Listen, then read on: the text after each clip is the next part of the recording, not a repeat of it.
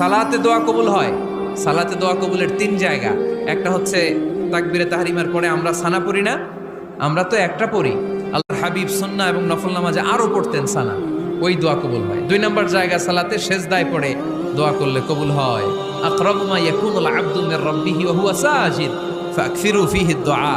বান্দা যখন সেজদায় লুটিয়ে পড়ে, বান্দা আল্লাহর সবচেয়ে কাছে চলে যায়। কিন্তু বিশ্বনবী বলে, সেজদাটা তোমার রবের কুদরতি পায়ের উপরে পড়েছে। সেজদায় পড়ে দোয়া করেন।